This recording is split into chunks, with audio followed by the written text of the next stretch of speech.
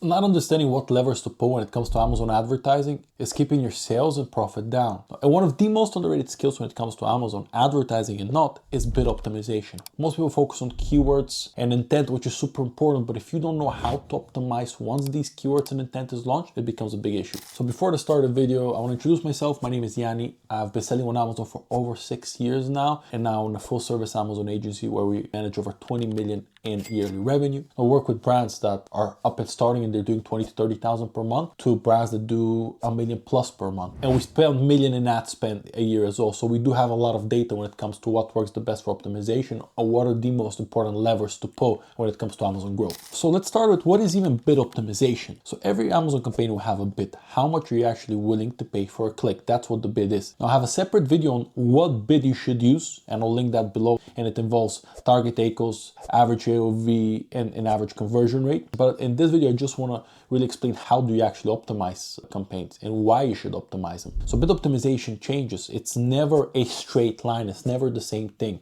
There are best practices, but there are no fixed rules. And it also depends what phase of the product is. When you're launching a product, you're going to be optimizing a lot more because you're testing more, right?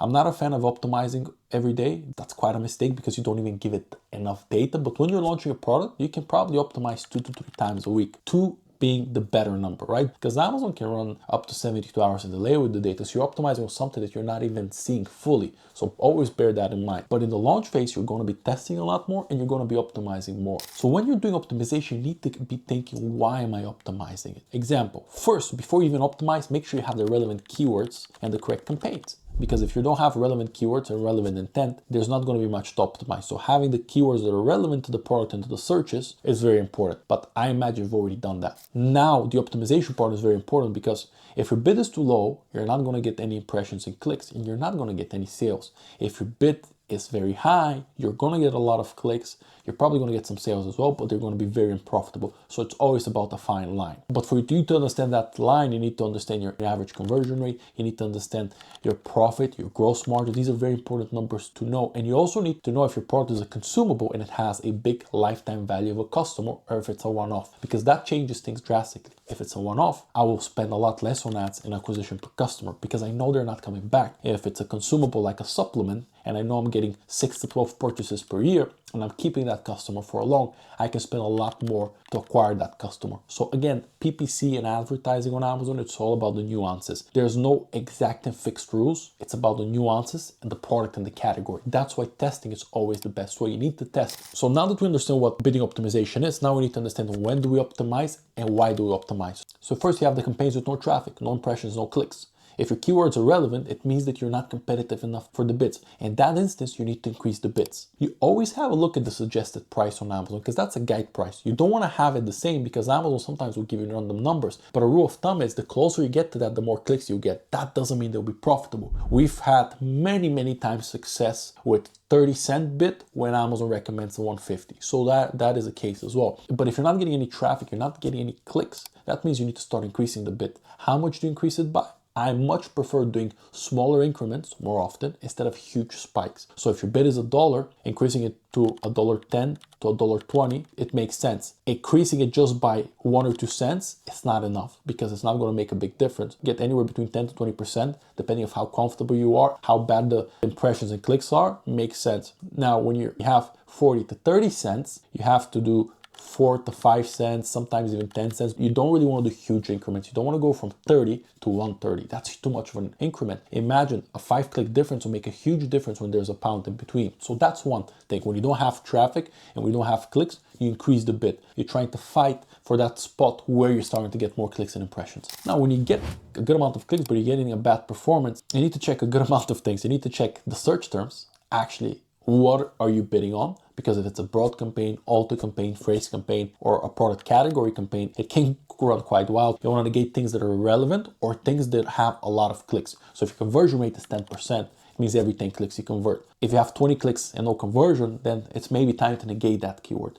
Now, once you've checked the search terms, then you go to the bid part. You see, okay, we're getting a lot of clicks. We're not doing a lot of sales, if any. Then I'm thinking of, let's decrease this. Again, we go to the same principle. If you're doing $1, 90 cents makes a lot of sense. Now, the caveat here, and this is very important, if you're getting sales, you don't want to decrease too much. Because if you're getting sales at $1 bid, but they're not very profitable or profitable, you don't want to go to 60 cents. It makes sense to go 90 to 95. You're trying to decrease the cost of how much that is costing you. That's all you're trying to do. Because remember, if you decrease the bid too much, your performance will crumble. If you decrease it too little, you're going to make no changes to the actual pricing.